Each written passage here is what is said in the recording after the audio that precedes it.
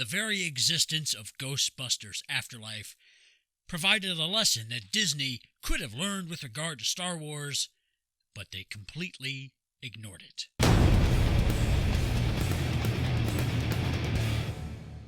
Welcome back, Internet. I am the COG, griping about pop culture one franchise at a time because it all sucks. And if you happen to agree, please consider hitting that subscribe button and ringing the notification bell so we can gripe about it together, because it's the only enjoyment we're probably going to get out of any of it.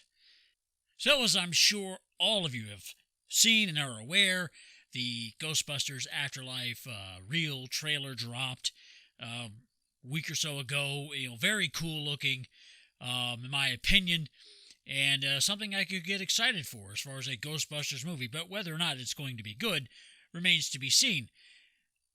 But the very existence of Ghostbusters Afterlife, as I said, provided a lesson that Disney should have picked up on, taken advantage of, and applied to the Star Wars franchise.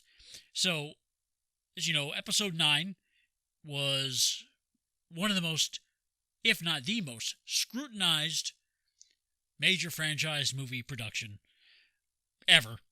Certainly in the last several decades.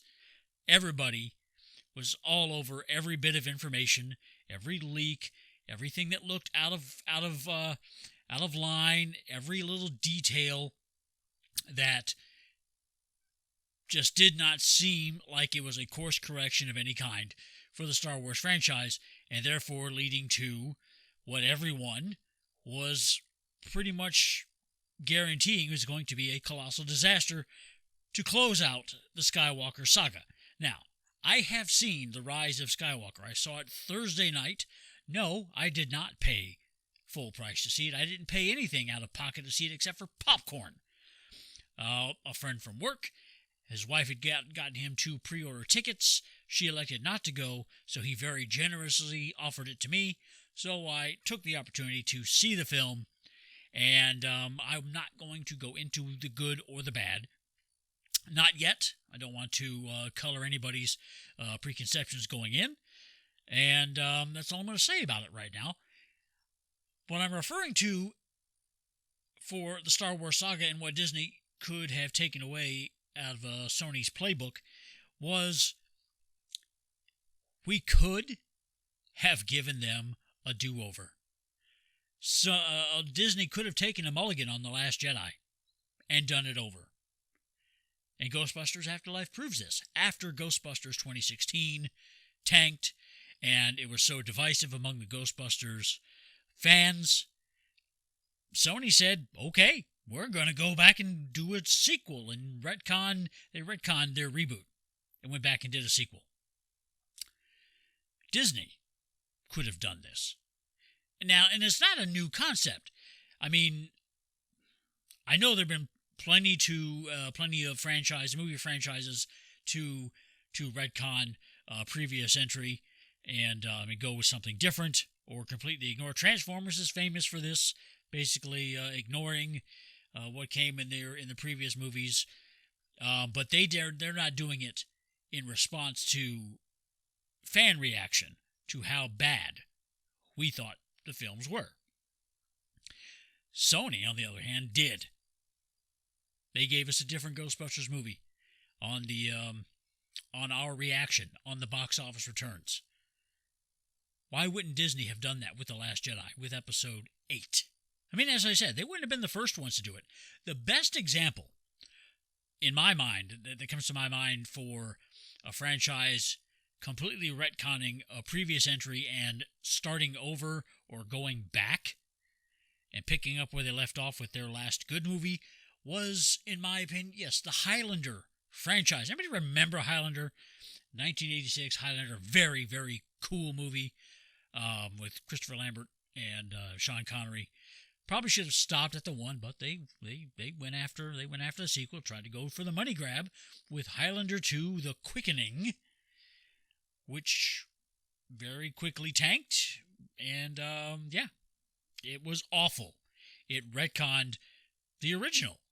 It said the immortals were from the planet Zeist, and it's just awful. 100 years later, the hunt for the immortals begins again. Greetings, Highlander. You cold?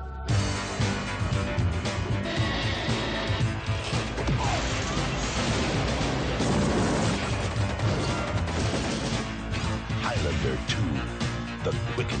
Let's have some fun. Rated R. It's regarded, I think, as one of the worst films ever made, and it certainly is in my book. I barely acknowledge its existence. I'm only doing it for this video because it's, emphasizes my point. They came back a few years later with Highlander 3, and which basically undid Highlander 2. It ignored it, it retconned it, it forgot about it, and it was a better, not great, but a much better sequel to the original Highlander movie. Why didn't Disney do this? They could have. The fan base, the Star Wars fan base, would have happily given Disney a mulligan on Episode 7 and allowed a do-over because we wanted our franchise better. We thought it deserved better. We thought George Lucas's legacy deserved better. And if Disney had come out and said, genuinely, they understand, they made an oopsie, they messed up, they screwed the pooch, and we're going to redo Episode 7, they could have pulled it off. Even, what's another year or 2 or 3 when we want to wait for something that's going to retcon The Last Jedi, the piece of crap that it was. They'd have gotten one chance, but we'd have done it, and their redo would have probably been another billion-dollar movie. I find it hard to believe that Disney would say no to making another billion-dollar film that will turn a profit. But hey, they decided no.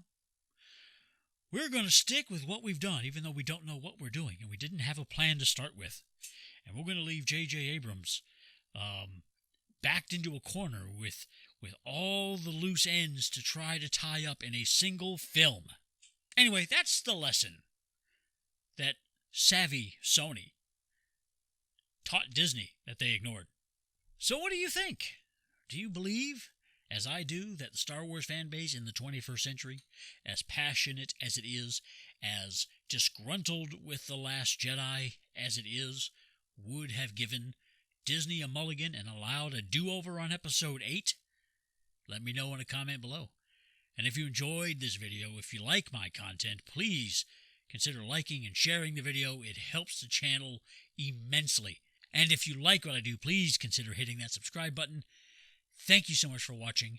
I am the COG, and I am out.